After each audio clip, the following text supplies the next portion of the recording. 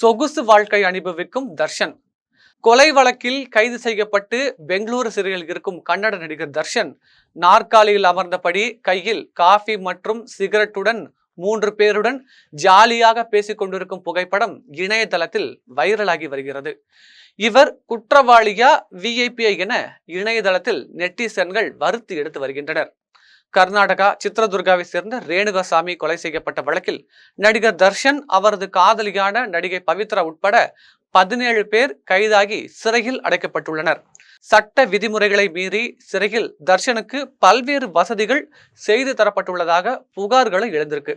நடிகர் தர்ஷன் நாற்காலியில் அமர்ந்தபடி கையில் காஃபி மற்றும் சிகரெட்டுடன் 3 பேருடன் ஜாலியா பேசிக் கொண்டிருக்கும் புகைப்படம் இணையதளத்தில் வைரலாகி வருகிறது. நடிகர் தர்ஷனுடன் ரவுடி வில்சன் மற்றும் அவரது மேலாளராக பணிபுரிந்த நாகராஜ் ஆகியோர் அமர்ந்து கொண்டு அரட்டை அடிக்கும் அந்த புகைப்படம் சிறை விதிகள் அப்பட்டமாக மீறியிருப்பதை வெளிச்சம் போட்டு காட்டுகிறது. இவர் கொலை குற்றம் சாட்டப்பட்டவரா விஐபியா என இணையத்தில் விவாதம் கிளம்பியுள்ளது.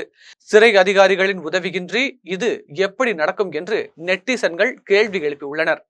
இந்த புகைப்படம் குறித்து சிறை அதிகாரிகள் இதுவரை எந்த விளக்கத்தையும் அளிக்கவில்லை. இந்த விவகாரம் தொடர்பாக உயிரிழந்த ரேணுகாசாமியின் தந்தை காஷிநாத் எஸ் சிவண்ணா கூறும்போது, ரேணுகாசாமி கொலை வழக்கில் போலீசார் மீது நம்பிக்கை இருந்தது.